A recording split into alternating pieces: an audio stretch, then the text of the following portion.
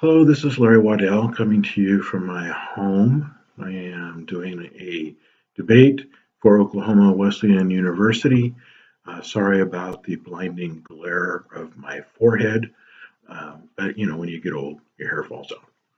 So, what I am going to be defending is Sam Harris's use of the Euthyphro dilemma in the debate he had with William Lane Craig.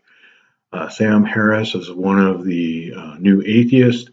He's written several books, one of them being The End of Faith, obviously giving us an idea of what he thinks of faith. And then one being, and this is the one that was being debated, or supposed to have been debated, is called The Moral Landscape. In this book, Sam Harris supposedly provides an argument from naturalism that supports objective morality. Harris is one of the few atheists who actually, and he was a materialist, who actually believes that there is such a thing as objective morality. The problem is, of course, where does that objective morality come from? Of course, Craig is arguing for the moral argument being, that if God does not exist, objective moral values and duties don't exist. Objective moral values and duties do exist. Therefore, God exists. Excuse me. The grounding of morality, according to Craig, is in God. And so he is arguing that God is the best, as a supernatural foundation for moral beliefs. Sam Harris, on the other hand, is arguing that human flourishing is what makes for morality. Human flourishing being that which humanity deems as best and helps it to advance to the highest degree. So it's kind of a subjective understanding of what human flourishing is.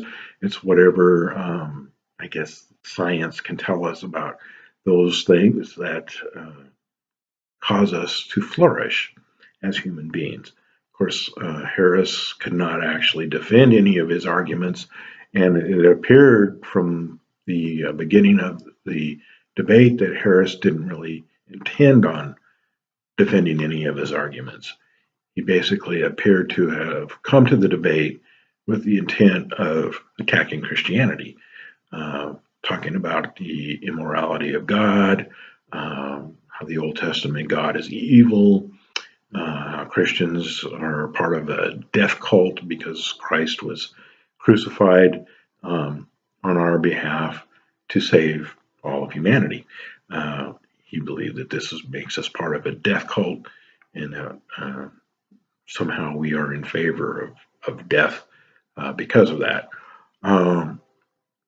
So Harris basically did not defend much of his argument. He started off with his original argument, trying to talk about human flourishing and how it was what determined what was moral.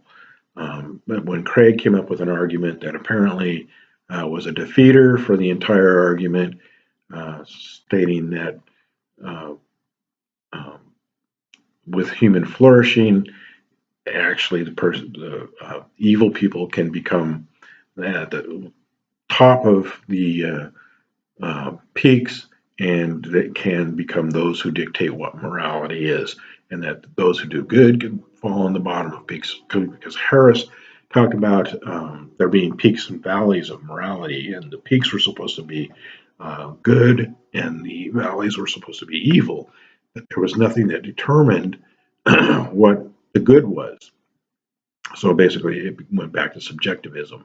And of course, his belief that science would be able to tell us that these certain things cause human flourishing, and when we do what science tells us, then we will flourish. So more during this debate, Harris brought up the Euthyphro dilemma and trying to prove that God could not be the seat of morality. Of course, be the Euthyphro dilemma being, does God will something because it's good, or is it good because God wills it? And so the question then becomes: is God arbitrary in his decision of what's good, and can he will anything to be good at any time? Can murder be wrong today but right tomorrow? And of course, if God is finding morality or the good outside of himself, then God, of course, is not the source of good or morality. There's something outside of God that he must choose that is good, and it tells us what it is. Of course, whatever there is that's above God that is good, itself becomes God. So anything that's higher than God, that in which the good dwells, becomes God itself.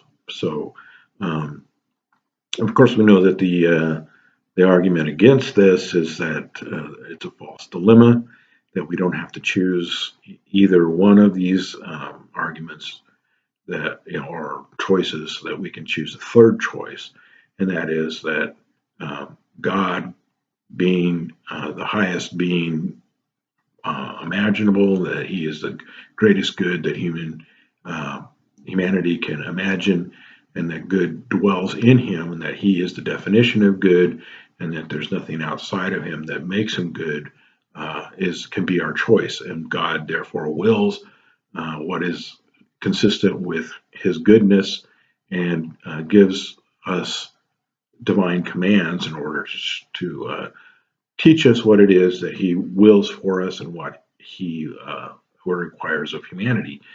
The argument, or the not the argument, the statement from the Bible: love the Lord your God with all your heart, soul, mind, and spirit, and love your neighbor as yourself, are the two greatest commandments. And if we do these, then we fulfill all the law. So loving our neighbor as ourself comes from God's very character. And so when he's teaching us to, or telling us that we must love our neighbor as ourselves, we find what that love is in God's character. And of course, its most powerful display is in the self-giving of Christ on our behalf. As the Son of God, he voluntarily gives his life on our behalf to save us from our own destruction. So Jesus is the ultimate model for what is good and how we ought to love. So anyway, this was one of Harris's arguments against Christianity. He went all over the place trying to impugn our beliefs, and basically didn't have much success.